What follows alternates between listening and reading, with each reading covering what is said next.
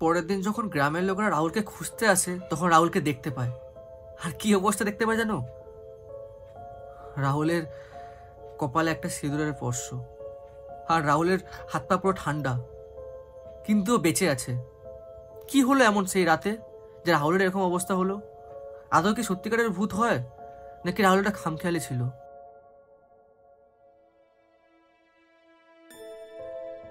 আজকের গল্পের নাম হচ্ছে সিঁদুরের স্পর্শ। অনেকে শাকচুন্নির নাম শুনেছে, তাই না? আমাদের বাংলায় শাকচুন্নি মানে একটা কমন একটা ভূত, কিন্তু অ্যাকচুয়ালি অনেকে জানো না যে শাকচুন্নি আসলে কি হয়। তো শাকচুন্নি বলা হয় সেই সব ভূতেদের যাদের হয়তো বিয়ের পর তাদের কোনো কারণে হয়তো তাদের প্রাণ চলে গেছে। আমি জানি না সব পুরো কারণটা, যদি ভুল হয়ে থাকে কেউ কমেন্ট ঠিক করে দিও। তো যাই হোক, আজকের গল্পটা হচ্ছে একটা শাকচুন্নির। প্রথম থেকে তো কেউ শাকচুন্নি হয় না। তার বেঁচে থাকাকালীন জীবনে তার নাম ছিল রিনা। যথেষ্ট একটা সুন্দর মেয়ে, যেরকম ভদ্র সেরকম সভ্য, দুনিয়ায় পুরো আলাদা ছিল। একটা মধ্যবিত্ত বাড়ির মেয়ে। আস্তে আস্তে তার বিয়ে ঠিক হলো এবং তার বিয়ে হলো। বিয়ের প্রথম দুদিন তার মনে হলো যে সে তার জীবনে একটা সঠিক পার্টনার পেয়েছে, সঠিক জীবনসঙ্গী পেয়েছে। তো সে অনেক খুশি, অনেক খুশি। সে সবসময় পরে থাকতো লাল শাড়ি, সিঁদুর, হাতে শাখা, আর দেখতেও তাকে খুবই সুন্দর লাগতো। তো গত বিয়ের যে দুদিন আছে তার জীবন এমনই কাটলো সুন্দর যে তার মনে হলো যে এবার তার বিবাহিত জীবন অনেক সুন্দর যাবে। কারণ তার ছোট থেকে সে যখন মধ্যবিত্ত পরিবারে জন্মেছে তখন থেকে তাকে অনেক কিছু কাটাতে হয়েছে, অনেক কষ্ট বলো, অনেক অভাবের সংসার বলো। কিন্তু তার শ্বশুরবাড়ি সম্পূর্ণ ভিন্ন ছিল। তার শ্বশুরবাড়ির আর্থিক অবস্থা থেকে শুরু করে রেপুটেশন সব কিছুই হাইফাই ছিল। এবার কথা যাচ্ছে না যে ভালো সময় মানুষের জীবনে অল্প সময়ের জন্য আসে, সেরকমই রিনার জীবনে এই ভালো সময়টা শুধু এই দুদিনের জন্য এসেছিল। 3 নম্বর দিন রিনার বডি পাওয়া যায়, তার মৃত বডি। কিন্তু ব্যাপারটা হচ্ছে অনেক রহস্যময় কারণে তার মৃত বডি পাওয়া যায়, কারণ কেউ জানতে পারেনি যে সে কেন মারা গেছে বা তার হত্যা কি করে হলো। তবে হ্যাঁ, এখানে ব্যাপার হচ্ছে এটাই যে রিনার দুদিন তার হাজব্যান্ড তার বাড়িতে ছিল, 3 নম্বর দিন তার হাজব্যান্ড অন্য একটা জায়গায় ঘুরতে গেছিল বা কাজ পারপাসে গেছিল।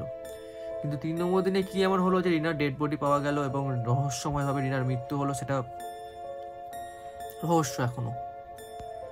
তারপর থেকেই বলে ওই বাড়িটায়, মানে যে বাড়িতে রিনার থাকতো সেই বাড়িটা বলে কেউ থাকে না, মানে শ্বশুর বাড়ির লোক কেউ থাকে না, কারণ ওইখানে বলে তারা ভূত দেখতে পারে, মানে শাকচুন্নি দেখতে পারে। কারণ রাত হলে যে রিনা যে রুমটায় থাকতো সেই রুমটা দিয়ে বাইরে লাইট জ্বলতো, নিভতো। মানুষের মাথায় ঘুরতো যে এরকম কেন হয়, কেন হচ্ছে, ভূত কি আদেও হয়, আর ভূতেই বা কি, এটা কি ভূত এমন। যাই হোক, আস্তে আস্তে চলে অনেক দিন পর একটা ফ্রেন্ডের গ্রুপ ছিল। ফ্রেন্ডের গ্রুপের মধ্যে নাম ছিল রাহুল, সোমেন, এরকম বন্ধুটার নাম ছিল। সেখানে রাহুল বলে একটা ছেলে ছিল, যার একটা কাজ হচ্ছে এটাই যে সে বন্ধুদের সামনে নিজেকে অনেক বেশি মহান প্রমাণ করতে চাইতো, যে সে ভূতে ভয় পায় না, সে কোনো কিছুতে ভয় পায় না। তো একদিন তারা বন্ধুরা মিলে ট্রুথ অ্যান্ড ডেয়ার খেলছিল। ওইখানে রাহুলকে ডেয়ার দেওয়া হলো, তো ভূতে ভয় পাস না, যা তাহলে এই শহরের সব থেকে যে ভূতুরে বাড়ি, সেই বাড়িতে গিয়ে তোকে একদিন থাকতে হবে। রাহুল বললো যে হ্যাঁ, কোনো ব্যাপার না, আমি থাকতে পারবো। তো রাহুল ওই বাড়িটাই চুজ করলো যে বাড়িটা ওই রিনার শাকচুন্নিকে দেখা যেত বলতে গেলে এক প্রকার। এবার রাহুল গেল, মানে বুক ফুলিয়ে গেল যে আমি ভূতে ভয় পাবো মানেটা কি, আমি ভূতে সব ভয় পাই না, আমি ভাই ছেলে মানুষ কি ভয় পাবো, এরকম হচ্ছে রাহুলের একটা ব্যাপার। সে গেল বন্ধুদের সামনে ভাও ভাট্টাজি মারার জন্য। কিন্তু আসল লাইফে রাহুল ভূতকে অনেক বেশি ভয় পেত ভূতকে, কিন্তু বন্ধুদের সামনে সে বীর পুরুষ, সে কাউকে ভয় পায় না। আস্তে আস্তে সে দরজা খুলতে সে ওপরে যখন দেখে যে ওপরে ঝুল পড়ে গেছে বাড়ির মধ্যে, এই পাশে বাদুড়, ওই পাশে বড় বড় মাকড়সা, ফোনের টর্চ মেরে দেখছে। তারপর সে ঘরের যখন যে মেন বোর্ড আছে, কারেন্টের বোর্ড, ওইটায় বোর্ডে প্লাগ দিয়ে বা সুইচ দিয়ে সে ঘরের লাইট জ্বালায়, ঘর আলোকিত হলো।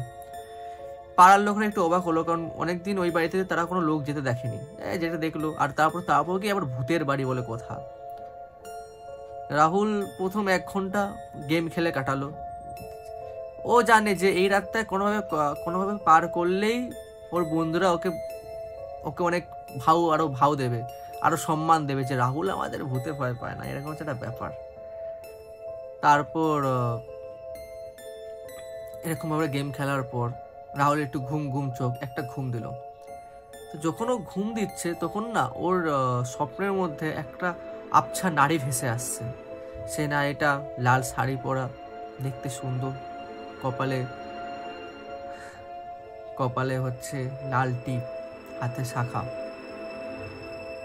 তো বারবার যখন ও চোখ বন্ধ করছে তো ওই সিনটাই ওর ভেসে আসছে। ও বুঝতে পারছে না কি হচ্ছে। ও হয়তো ভাবছে যে হয়তো এই নারীটা হয়তো আমার ফিউচার পার্টনার, আলাদাই ব্যাপার। ও তো আলাদা খুশি হচ্ছে যে হয়তো স্বপ্নে আমি আমার ফিউচার পার্টনারকে দেখতে পাচ্ছি। রাহুলের এরকম ভাবনা চিন্তা। এরকম ভাবে 1-2বারও ঘুমানোর চেষ্টা করছে, কিন্তু প্রত্যেকটা বার ঘুমের মধ্যেও সেম জিনিসই হচ্ছে। এবার আস্তে আস্তে ওর মনে একটু খটকা লাগলো যে একটা স্বপ্ন কতবার আসবে মাথার মধ্যে, কতবার আসতে পারে একটা স্বপ্ন। রাহুলের এবার হালকা হালকা করে না আশেপাশে ওর যে চারপাশে একটু ঠান্ডা ঠান্ডা হাওয়া ফিল হতে লাগলো। এবার ও যায় না কেন, বাট ওর না হালকা হালকা কেমনটা মনে হতে লাগলো যে ওর পাশে কেউ একটা আছে, হয়তো এই সাইডে, হয়তো এই সাইডে। ও যখন দেখছে মাথা ঘুরিয়ে, কিন্তু কাউকে দেখতে পাচ্ছে না। এবার আচমকা রাহুল বলছে যে এখানে কে আছে, আমাকে ভয় পাওয়ানোর চেষ্টা করিস না, কারণ আমি জানি যে তোরাই আমাকে ভয় পাওয়ানোর চেষ্টা করাচ্ছিস। মানে রাহুল ভাবছে রাহুলের বন্ধুরা হয়তো রাহুলকে ভয় পাওয়ানোর চেষ্টা করছে, মানে ভয় পাওয়ানোর ট্রাই করাচ্ছে যাতে রাহুল ভয় পায়। রাহুল এবার অনেকক্ষণ পর বুঝলো যে না, ওখানে কোনো বন্ধু বান্ধব কিছুই নেই। ঘুমালো আবার। এবার আচমকা না ঘুমাতে রাহুল দেখছে যে ও বিছনার মধ্যে ভাসছে। চোখ খুললো, ধাপাস করে আবার বিছনায় পড়লো। ও বুঝতে পারছে না এটা স্বপ্ন হচ্ছে না কি হচ্ছে। ও ভাবছে প্রথম থেকে হয়তো স্বপ্ন দেখা যাচ্ছে, হয়তো এরকম হচ্ছে, হয়তো স্বপ্নটাই খারাপ। আস্তে আস্তে যখন রাত 3টে 3:30 বাজে, জিনিসটা আরো বেশি হতে থাকলো। একবার ওইখানে আওয়াজ হচ্ছে, একবার এখানে আওয়াজ হচ্ছে। রাহুলের মাথা খারাপ হয়ে গেছে, ভাই কি হচ্ছে এক্স্যাক্টলি, জিনিসটা কি হচ্ছে। আচমকা রাহুলের সামনে একটা ছায়া চলে আসে।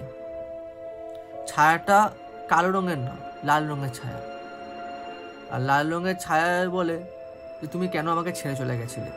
রাহুলকে প্রশ্নটা করে, একটা মেয়ে রাহুলকে প্রশ্ন করে। রাহুল হচ্ছে এই মেয়েটা কি, আর এই মেয়েটা এরকমই বা করছে কেন, আর এই আকাশে বা উঠছে কি করে। রাহুলের মনে ভয় উঠে গেল। রাহুল এতটাই ভয় পেয়ে গেল যে ও তখন থরথর করে কাঁপছে।